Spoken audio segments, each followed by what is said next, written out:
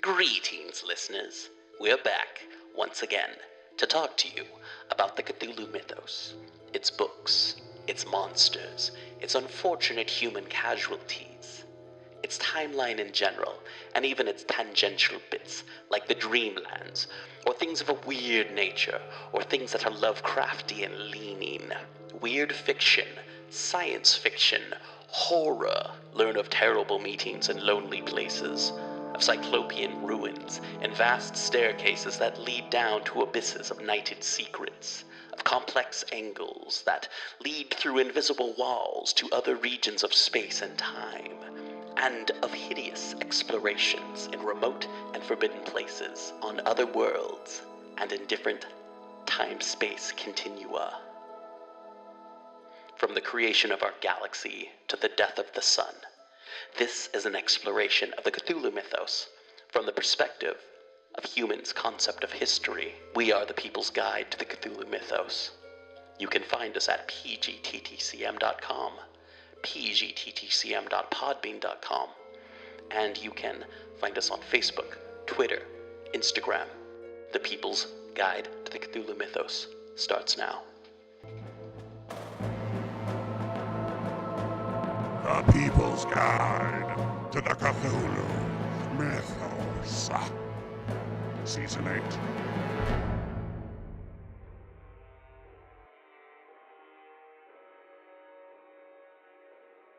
Greetings and welcome to The People's Guide to the Cthulhu Mythos. I am your host, D.B. Spitzer, and between episodes, 107 and 134, we will be talking about The Beetle.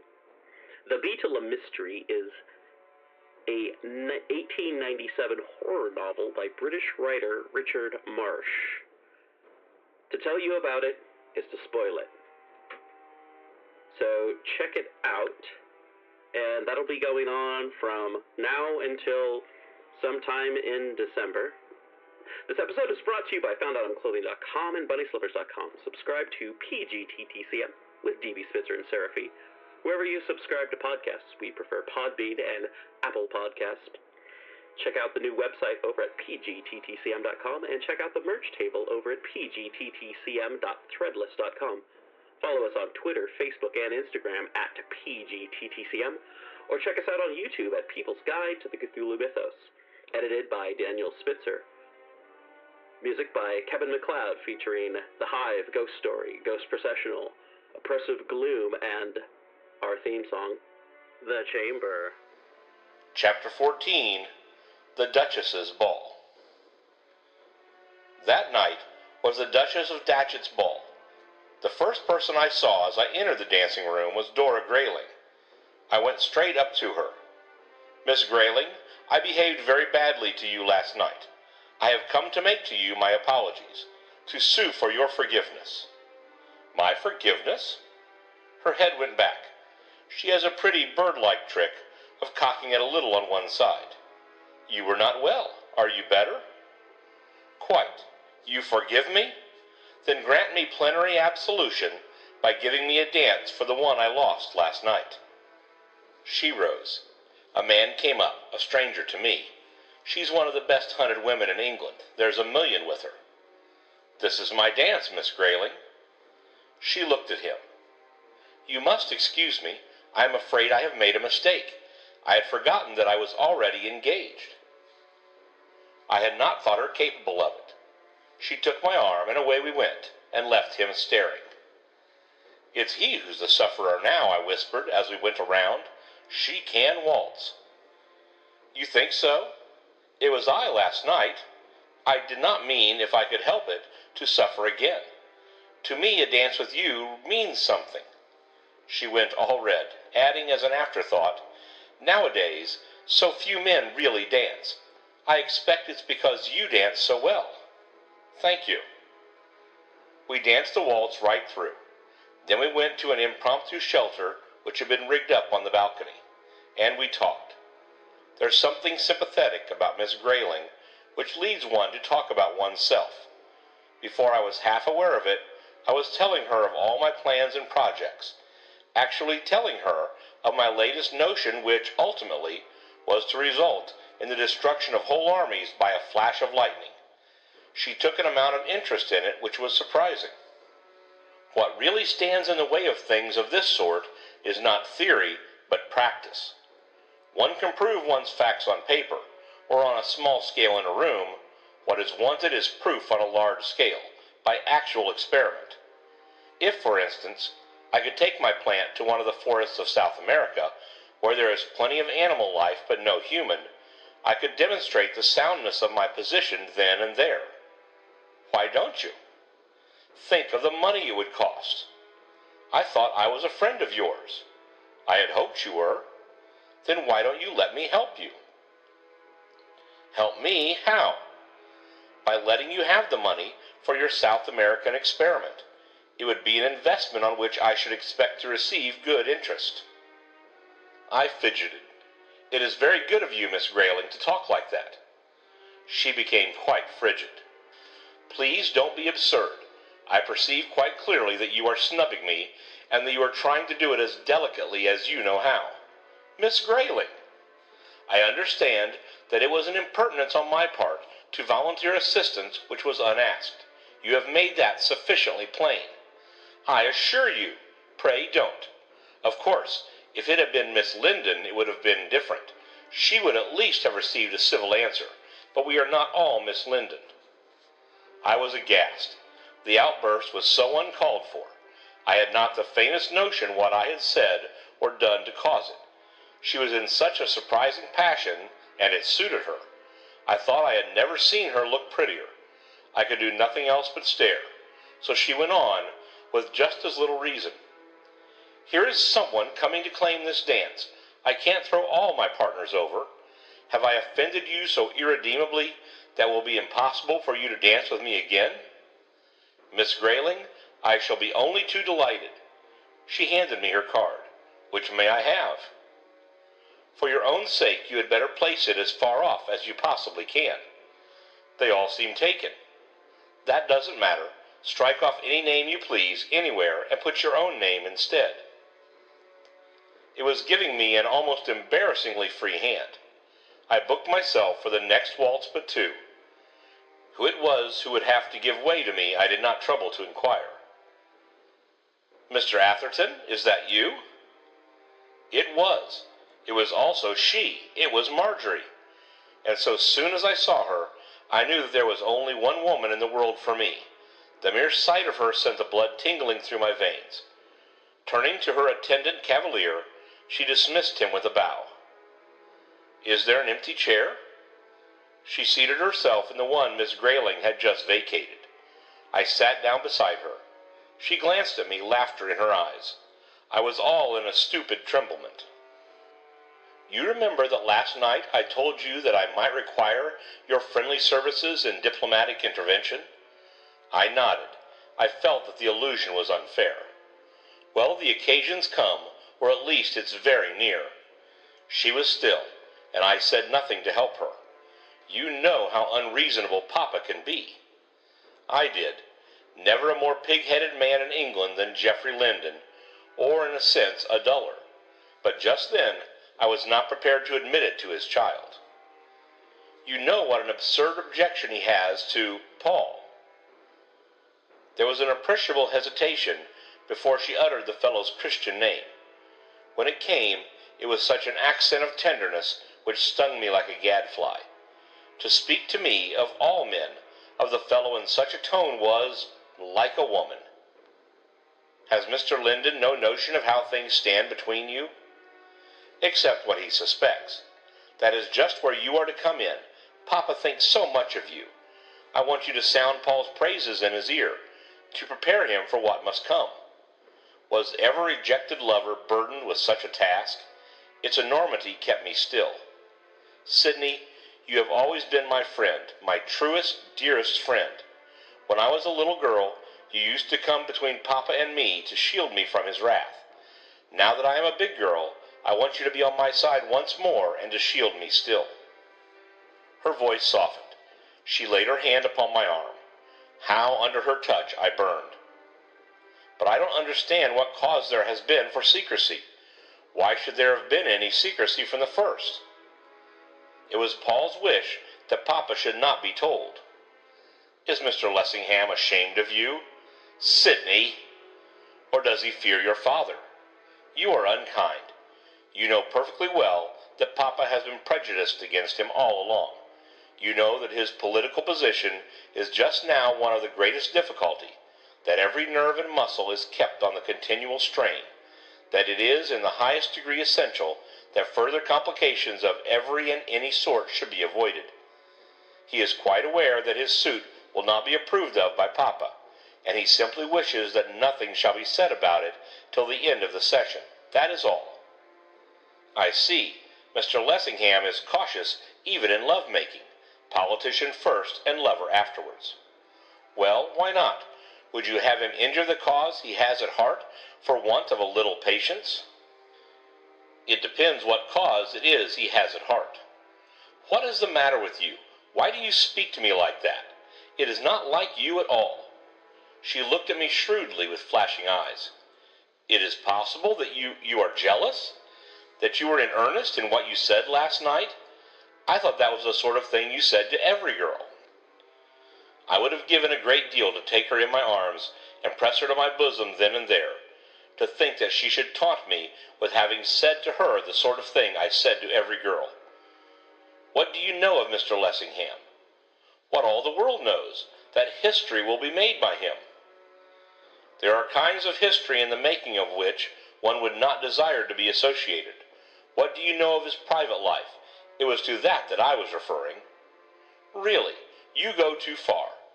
I know that he is one of the best, just as he is one of the greatest of men. For me, that is sufficient. If you do know that, it is sufficient. I do know it. All the world knows it.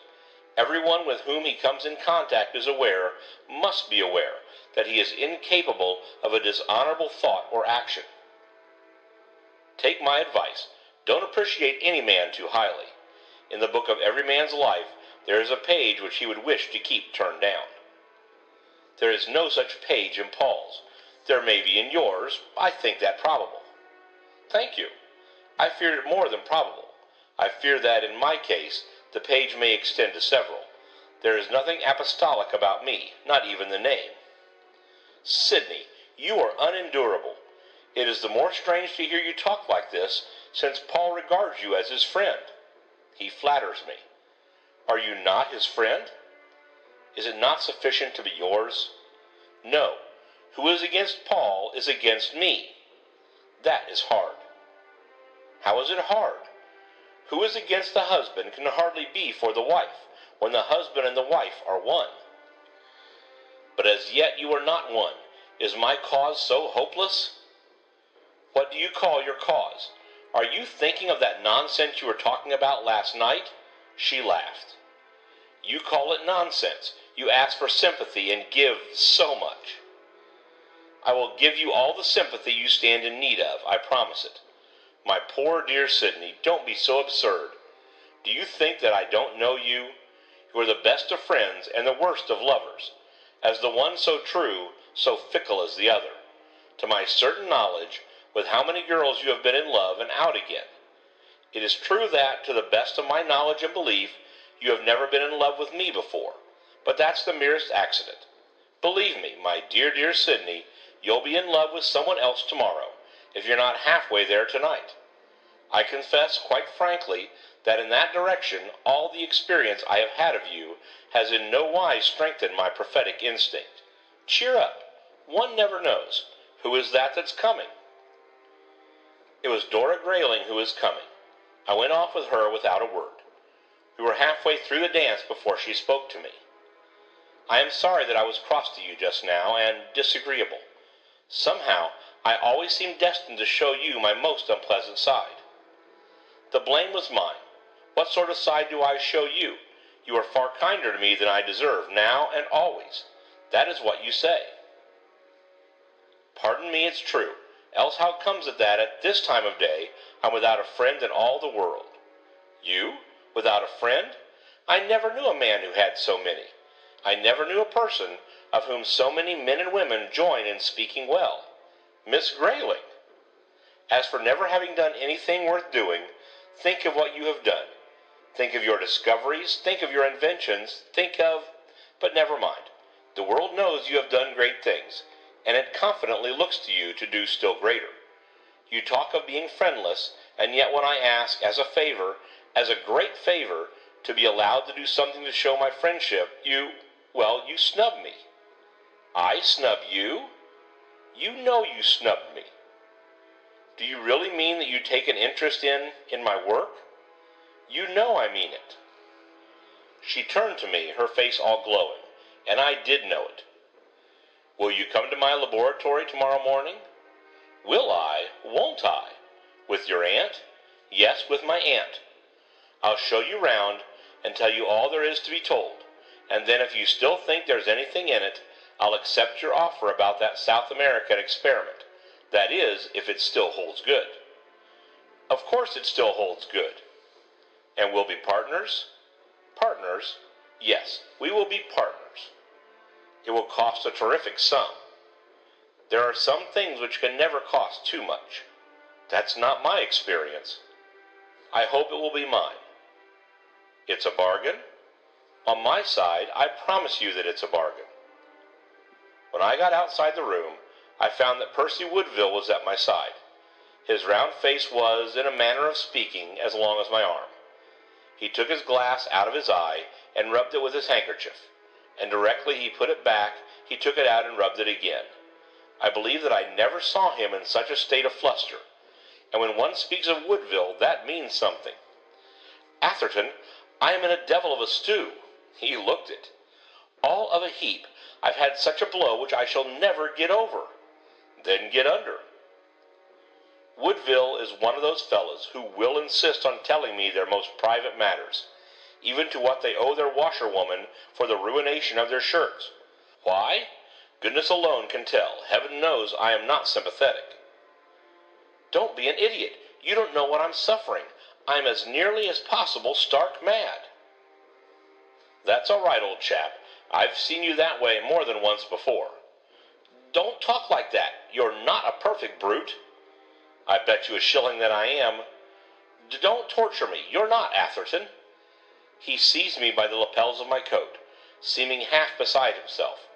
Fortunately, he had drawn me into a recess, so that we were noticed by few observers. What do you think has happened? My dear chap, how on earth am I to know? She's refused me. Has she? Well, I never. Buck up. Try some other address. There are quite as good a fish in the sea as ever came out of it. Atherton, you're a blackguard. He had crumpled his handkerchief into a ball, and was actually bobbing at his eyes with it. The idea of Percy Woodville being dissolved in tears was excruciatingly funny, but just then I could hardly tell him so. There's not a doubt of it. It's in my way of being sympathetic. Don't be so down, man. Try her again. It's not the slightest use. I know it isn't, from the way she treated me. Don't be so sure. Women often say what they mean least. Who's the lady? Who? Is there more women in the world than one for me? Or has there ever been? You ask me, who? What does the word mean to me but Marjorie Linden? Marjorie Linden? I fancy that my jaw dropped open, that, to use his own vernacular, I was all of a heap. I felt like it. I strode away, leaving him mazed, and all but ran into Marjorie's arms. I'm just leaving. Will you see me to the carriage, Mr. Atherton? I saw her to the carriage. Are you off? Can I give you a lift? Thank you. I am not thinking of being off. I'm going to the House of Commons. Won't you come? What are you going there for? Directly she spoke of it, I knew why she was going, and she knew that I knew, as her words showed. You are quite well aware of what the magnet is. You are not so ignorant as not to know that the Agricultural Amendment Act is on tonight, and that Paul is to speak. I always try to be there when Paul is to speak, and I mean to always keep on trying. He is a fortunate man. Indeed, and again indeed. A man with such gifts as his is inadequately described as fortunate. But I must be off. He expected to be up before, but I heard from him a few minutes ago that there has been a delay, but that he will be up within half an hour. Till our next meeting. As I returned into the house, in the hall I met Percy Woodville. He had his hat on. Where are you off to? I'm off to the house. To hear Paul Lessingham? Damn Paul Lessingham! With all my heart. There's a division expected. I've got to go. Someone else has gone to hear Paul Lessingham. Marjorie Linden. No, you don't say so. By Jove. I say, Atherton, I wish I could make a speech. I never can. When I'm electioneering, I have to have my speeches written for me, and then I have to read them. But by Jove, if I knew Miss Linden was in the gallery, and if I knew anything about the thing, or could get someone to tell me something, hang me if I wouldn't speak. I'd show her that I'm not the fool she thinks I am. Speak, Percy, speak.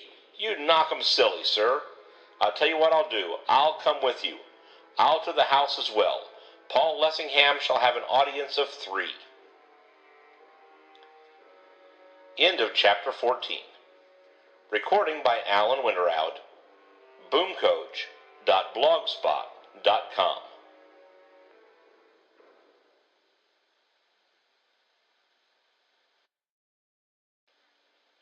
Chapter 15. Mr. Lessingham Speaks. The house was full. Percy and I went upstairs, to the gallery which is theoretically supposed to be reserved for what are called distinguished strangers, those curious animals. Trumperton was up, hammering out those sentences which smell not so much of the lamp as of the dunderhead. Nobody was listening, except the men in the press gallery, where is the brain of the house and 90% of its wisdom. It was not till Trumperton had finished that I discovered Lessingham. The tedious ancient resumed his seat amidst a murmur of sounds which, I have no doubt, some of the pressmen interpreted the next day as loud and continued applause. There was movement in the house, possibly expressive of relief. A hum of voices, men came flocking in. Then from the opposition benches there rose a sound which was applause, and I perceived that, on a cross-bench close to the gangway, Paul Lessingham was standing up bareheaded. I eyed him critically, as a collector might eye a valuable specimen, or a pathologist a curious subject. During the last 24 hours, my interest in him had grown apace. Just then, to me, he was the most interesting man the world contained. When I remembered how I had seen him that same morning, a nerveless, terror-stricken wretch, groveling like some craven cur upon the floor, frightened to the verge of imbecility by a shadow and less than a shadow, I was confronted by 2 hypotheses. Either I had exaggerated his condition then, or I exaggerated his condition now. So far as appearance went, it was incredible that this man could be that one. I confess that my feeling rapidly became one of admiration. I loved the fighter. I quickly recognized that here we had him in perfection. There was no seeming about him then. The man was to the manner born. To his fingertips a fighting man. I had never realized it so clearly before. He was coolness itself. He had all his faculties under complete command. While never for a moment really exposing himself, he would be swift in perceiving the slightest weakness in his opponent's defense, and so soon as he saw it, like lightning he would slip in a telling blow. Though defeated, he would hardly be disgraced, and one might easily believe that their very victories would be so expensive to his assailants that in the end they would actually conduce to his own triumph. Hang me, I told myself, if after all I am surprised if Marjorie does see something in him. For I perceived how a clever and imaginative young woman, seeing him at his best, holding his own like a gallant knight against overwhelming odds, in the lists in which he was so much at home, might come to think of him as if he were always and only there, ignoring altogether the kind of man he was when the joust was finished.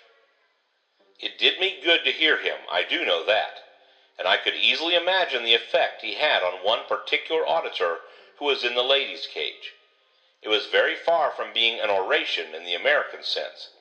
It had little or nothing of the fire and fury of the French tribune. It was marked neither by the ponderosity nor the sentiment of the eloquent German, Yet it was as satisfying as are the effects of either of the three, producing without doubt precisely the effect which the speaker intended.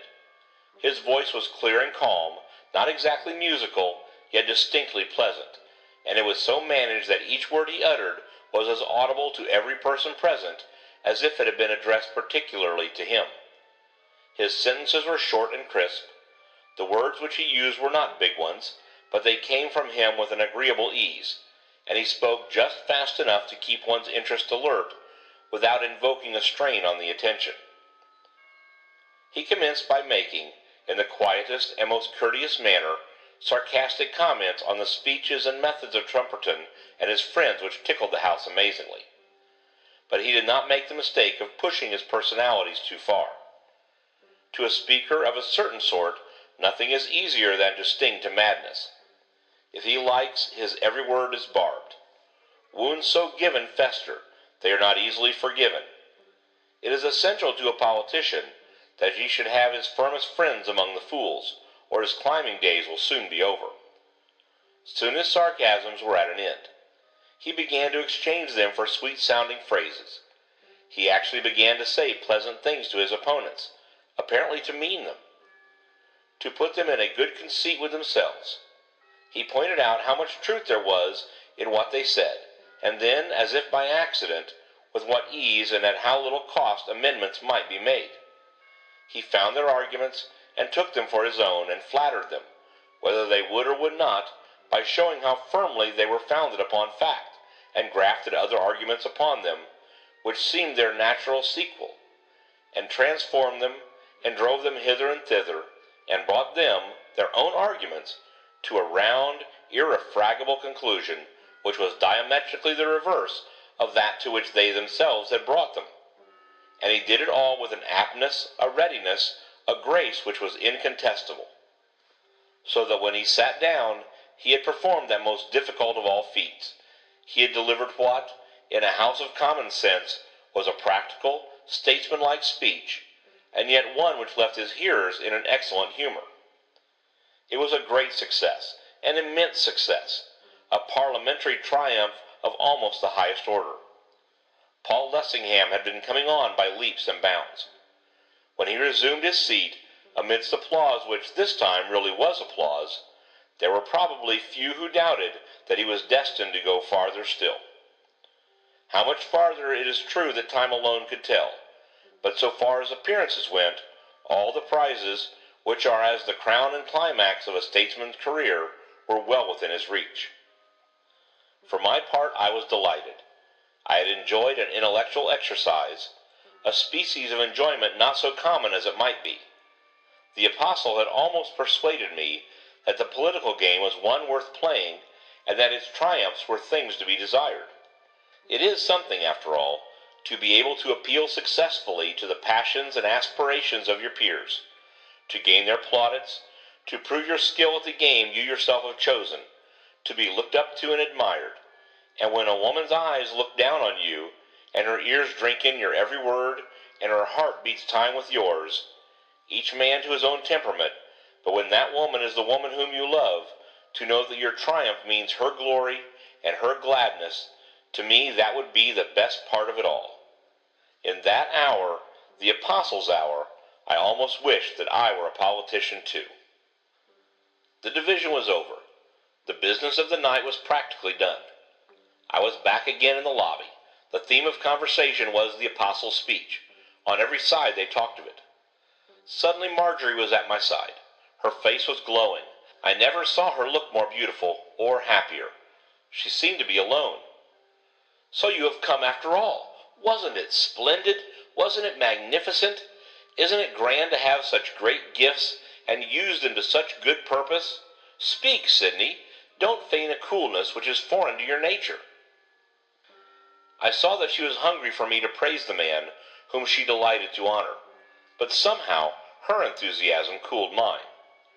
It was not a bad speech of a kind. Of a kind? How her eyes flashed fire! With what disdain she treated me! What do you mean by "of a kind"?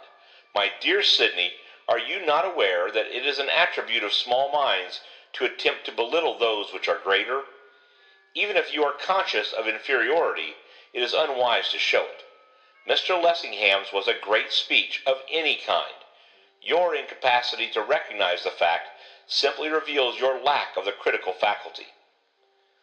It is fortunate for Mr. Lessingham that there is at least one person in whom the critical faculty is so bountifully developed. Apparently, in your judgment, he who discriminates is lost. I thought she was going to burst into passion, but instead, laughing, she placed her hand upon my shoulder. Poor Sidney, I understand. It is so sad. Do you know you are like a little boy who, when he is beaten, declares that the victor has cheated him? Never mind. As you grow older, you will learn better. She stung me almost beyond bearing. I cared not what I said. You, unless I am mistaken, will learn better before you are older. What do you mean? Before I could have told her, if I had meant to tell, which I did not, Lessingham came up. I hope I have not kept you waiting. I have been delayed longer than I expected. Not at all, though I am quite ready to get away. It's a little tiresome waiting here. This with a mischievous glance towards me, a glance which compelled Lessingham to notice me. You do not often favor us. I don't. I find better employment for my time. You are wrong. It's the cant of the day to underrate the House of Commons, and the work which it performs. Don't you suffer yourself to join in the chorus of simpletons. Your time cannot be better employed than in endeavoring to improve the body politic. I am obliged to you. I hope you are feeling better than when I saw you last. A gleam came into his eyes, fading as quickly as it came. He showed no other sign of comprehension, surprise, or resentment. Thank you. I am very well. Marjorie perceived that I meant more than met the eye, and that what I meant was meant unpleasantly. Come, let us be off. It is Mr. Atherton tonight who is not well. She had just slipped her arm through Lessingham's when her father approached. Old Linden stared at her on the apostle's arm, as if he could hardly believe that it was she. I thought you were at the Duchess's. So I have been, Papa, and now I'm here. Here? Old Linden began to stutter and stammer, and to grow red in the face, as is his wont when all excited. Why, what do you mean by here? Where's the carriage? Where it should be, except waiting for me outside, unless the horses have run away. I'll take you down to it. I don't approve of your waiting in a place like this. Thank you, Papa, but Mr. Lessingham is going to take me down. I shall see you afterwards. Goodbye. Anything cooler than the way in which she walked off, I do not think I ever saw. This is the age of feminine advancement. Young women think nothing of twisting their mothers round their fingers, let alone their fathers. But the fashion in which that young woman walked off on the apostle's arm and left her father standing there was, in its way, a study. Linden seemed scarcely able to realize that the pair of them had gone. Even after they had disappeared in the crowd, he stood staring after them, growing redder and redder, till the veins stood out upon his face, and I thought that an apoplectic seizure threatened. Then with a gasp he turned to me. Damned scoundrel! I took it for granted that he alluded to the gentleman, even though his following words hardly suggested it. Only this morning I forbade her to have anything to do with him, and now he's walked off with her. Confounded adventurer! That's what he is, an adventurer, and before many hours have passed, I'll take the liberty to tell him so. Jamming his fists into his pockets, and puffing like a grampus in distress, he took himself away, and it was time he did, for his words were as audible as they were pointed, and already people were wondering what the matter was. Woodville came up as Linden was going, just as sorely distressed as ever. She went away with Lessingham. Did you see her? Of course I saw her. When a man makes a speech like Lessingham's, any girl would go away with him and be proud to. When you are endowed with such great powers as he is, and use them for such lofty purposes, she'll walk away with you, but till then, never. He was at his old trick of polishing his eyeglass. It's bitter hard. When I knew that she was here, I'd half a mind to make a speech myself. Upon my word I had, only I didn't know what to speak about, and I can't speak anyhow. How can a fellow speak when he's shoved in the gallery? As you say, how can he? He can't stand on the railing and shout, even with a friend holding him behind. I know I shall speak one day, bound to, and then she won't be there. It'll be better for you if she isn't. Think so? Perhaps you're right. I'd be safe to make a mess of it, and then, if she were to see me at it, it'd be the devil. 'Pon my word, I've been wishing lately I was clever. He rubbed his nose with the rim of his eyeglass, looking the most comically disconsolate figure. Put black care behind you, Percy. Buck up, my boy. The division's over. You are free. Now we'll go on the fly. And we did go on the fly. End of chapter 15. Recording by Alan Winterowd, boomcoach.blogspot.com.